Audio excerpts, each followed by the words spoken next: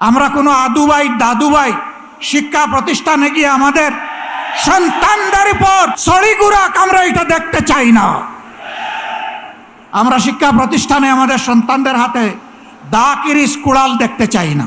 আমরা খাতা এবং কলম দেখতে চাই। এই সংস্কৃতি বন্ধ করতে হবে। যদি বন্ধ না করেন, মনে রাখবেন জুলাই শুধু 24 সালে ছিল না, জুলাই প্রত্যেক বৎসরে আছে। সে জুলাই আবার ফিরে আসবে ইনশাআল্লাহ, এবং তখন ফাইনালি ফেসিবাদের কবর রচনা হবে। আমরা দেখতে পাচ্ছি সম্প্রতি কয়েকদিন ধরে বিভিন্ন জায়গায় জায়গায় শিক্ষা প্রতিষ্ঠানে, ঢাকা বিশ্ববিদ্যালয়ে, এমনকি এখান থেকে মাত্র কয়েক গজ দূরে মানুষের আশ্রয়ের জায়গা, আইনের আশ্রয়ের জায়গা থানা, সেই থানার ভিতরে ঢুকে দুঃখজনকভাবে ডাকসুর নির্বাচিত প্রতিনিধিদের উপরে হামলা করা হয়েছে। বার্তা পরিষ্কার। যেদিন তারা গণভোটের রায় অস্বীকার করেছেন, আমি বলেছিলাম বিএনপি আজকে থেকে ফেসিবাদের পথে যাত্রা শুরু করলো। এইটা ফেসিবাদ। সংসদের ভিতরে সরকারি দল বিরোধী দলের এমপিরা যখন কথা বলেন, তখন সকলেই জুলাই যোদ্ধাদের কথা বলেন, কেউ কেউ শরীফ উসমান হাদি শহীদের কথাও বলেন, কিন্তু কার্যত আমরা সরকারি দল থেকে তার উল্টাটা দেখতে পাই। দুইটা ভোট একসাথে হলো, একটা ভোটের রায় তাদের পক্ষে গেল, মেনে নিলেন। তারা দাবি করেন 51% মানুষ তাদেরকে ভোট দিয়েছে। আরেকটা ভোটে জনগণ 70% গণভোটে হা বলেছে। তারা 51% মানেন, কিন্তু 70% মানেন না। এটা লজ্জার, এটা দুঃখের। ওই 70%-এর রায় যেদিন বাস্তবায়ন হবে, বাংলাদেশ থেকে সত্যিকার অর্থে সেদিনই স্বৈরতন্ত্র বা ফেসিবাদ বিদায় নেবে। বিএনপি প্রত্যেকটি বিষয়ে পতিত, পালিয়ে যাওয়া ফেসিবাদের রাস্তা ধরে হাঁটা শুরু করেছে। আমরা একসাথে মজলুম ছিলাম। বিনয়ের সাথে বলতে চাই, হাজার চেষ্টা করেন ওই আওয়ামী লীগ হতে পারবেন না, দুর্বল আওয়ামী লীগ হতে পারবেন। সেই আওয়ামী লীগ যারা জাতিকে নিয়ে, বিরোধী দলকে নিয়ে ব্যঙ্গ বিদ্রুপ করত, আজকে তারা কোথায়? আপনারা একই কাজ শুরু করেছে। যে আওয়ামী লীগ তাদের পুষ্য লাঠিয়ালদেরকে দিয়ে সমাজের বিভিন্ন জায়গায় কর্তৃত্ব কায়েম করেছিল, সেই আওয়ামী লীগের পাশে তাদের দুঃখের দিনে কোনো লাঠিয়াল এসে দাঁড়াতে পারেনি। আফসোসের বিষয়, রাষ্ট্রের মৌলিক যে সমস্ত জায়গায় পরিবর্তন দরকার, সুশাসন কায়েমের জন্য, সত্যিকারের স্বাধীনতার স্বাদ জনগণকে দেওয়ার জন্য, প্রত্যেকটি বিষয়ে বিএনপি বিরোধিতা করে চলছে। এটি জাতির সাথে সুস্পষ্ট প্রতারণা। তারা তাদের দেওয়া 31 দফা কর্মসূচি সংস্কারের, তাদের ইশতেহার, এটারও তারা বিরোধিতা করছে। আমার মনে হয় তারা যে বিরোধিতা করছে, এই জ্ঞানটাও বোধহয় তারা হারিয়ে ফেলেছে। প্রিয় বিএনপি, ভুলে যাবেন না, এই জুলাই না হলে এই মায়েদের, এই বাবাদের, এই ভাইদের, এই বোনদের সন্তান, স্বামী, ভাই, বোন জীবন না দিলে আজকে ক্ষমতার তক আপনারা এনজয় করতে পারতেন না। তক্তে বসে ভুলে গেছেন? হ্যাঁ, আপনারা আগেই ভুলেছিলেন। শহীদ পরিবার যখন বুকে কষ্ট নিয়ে কান্নাকাটি করছিল, শহীদ পরিবারের কাছে তখন আপনাদের ছুটে যাওয়ার সময় ছিল না।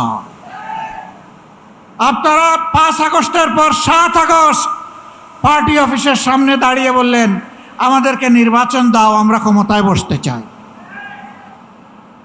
শহীদ পরিবারের দুঃখ আপনাদের অন্তরকে স্পর্শ করে নাই।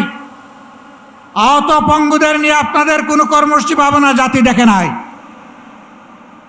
আপনারা এই বিপ্লবের বেনিফিশিয়ারি, যারা বিদেশে ছিলেন স্বদেশে আসার সুযোগ পেয়েছেন। এই বিপ্লব না হলে আপনারা বোধহয় কল্পনাও করতেন না দেশে ফিরে আসা।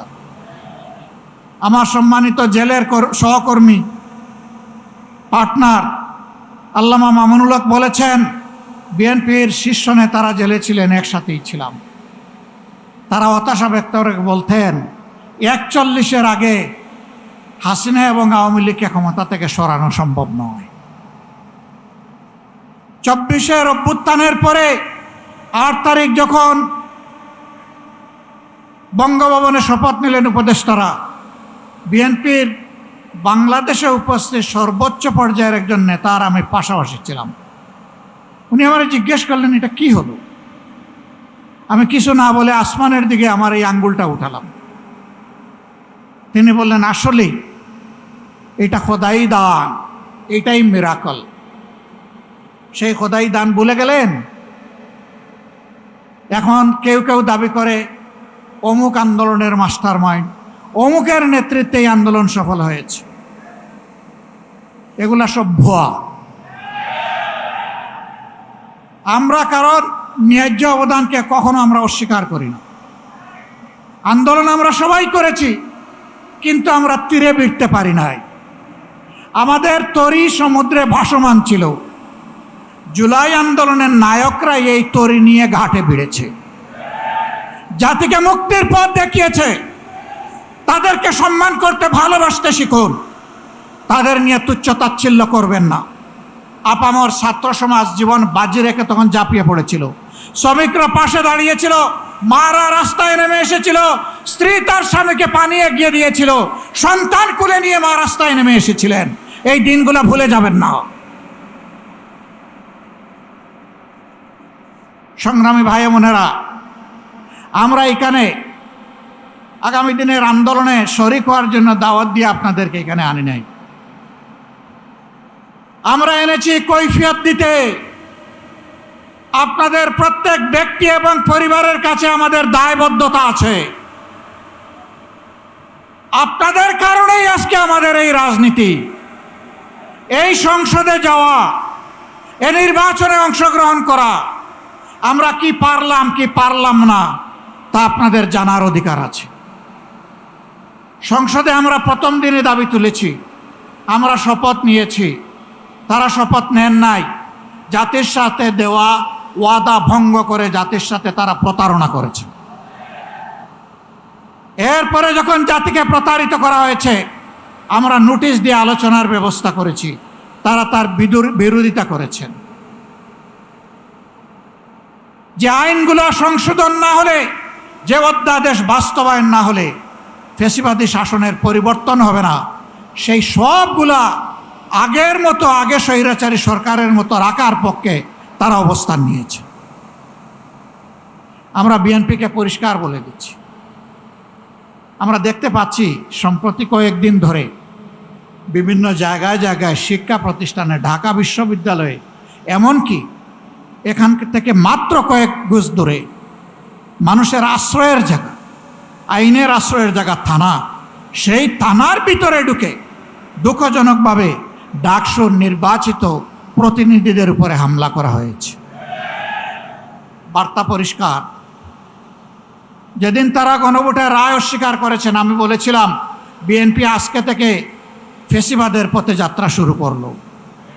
এইটা ফেসিবাদ। গতকাল আপনারা দেখেছেন নেত্রকোনায় জাতীয় সংসদের নির্বাচিত সদস্য, বাংলাদেশ জামাতে ইসলামীর প্রতিনিধিত্বকারী, জনগণের প্রতিনিধিত্বকারী অধ্যাপক মাসুম মোস্তফার উপরে হামলা করা হয়েছে, গাড়ি ভাঙচুর করা হয়েছে, তার সহযোদ্ধা সহযোগীদেরকে নাজেহাল করা হয়েছে। এটা কোন বাংলাদেশ? এই বাংলাদেশকে আপনারা চেয়েছিলেন? আপনাদের সন্তানদের আবার পায়ের গুড়ালি 2 টুকরা করা হোক আপনারা চেয়েছেন? আপনাদের সন্তানদের উপর প্রকাশ্য দিবালিকে দা, কিরিস, কুড়ালার হেলমেট নিয়ে আঘাত করা হোক আপনারা চেয়েছিলেন? এই বাংলাদেশকে আমরা ধিক্কার জানাই। এ বাংলাদেশ আমরা চাই না। আমরা পরিবর্তনের বাংলাদেশ চাই, যেই বাংলাদেশে শিশু যখন ঘর থেকে বের হবে, কিশোর যখন বের হবে, যুবক যুবতীরা বের হবে, আমার মা বোনেরা বের হবে, তখন কারো বুক দরু দরু করে কাঁপবে না। তারা নিরাপত্তার সাথে বের হবে, কাজ শেষ করে আবার নিরাপত্তার সাথে করে আমরা ওই বাংলাদেশ চাই। আমরা শিক্ষা প্রতিষ্ঠানে আমাদের সন্তানদের হাতে দাকিরিস কুড়াল দেখতে চাই না। আমরা খাতা এবং কলম দেখতে চাই।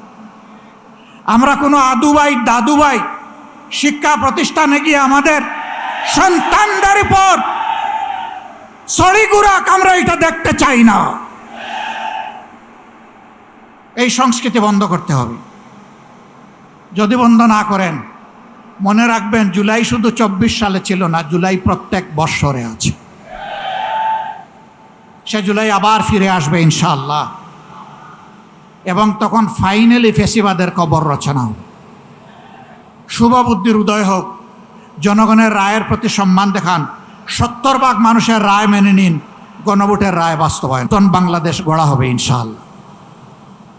সেই বাংলাদেশ গড়ার প্রত্যাশায় সারা দেশবাসীকে আমরা পাশে চাই, এবং আমরাও দেশবাসীর সাথে থাকতে চাই। আমাদের কোনো নিজস্ব দলীয় ব্যক্তিগত কোনো দাবি দাওয়া নাই। আমাদের সমস্ত দাবি দেওয়া দেশবাসীর অধিকার আদায়ের জন্য।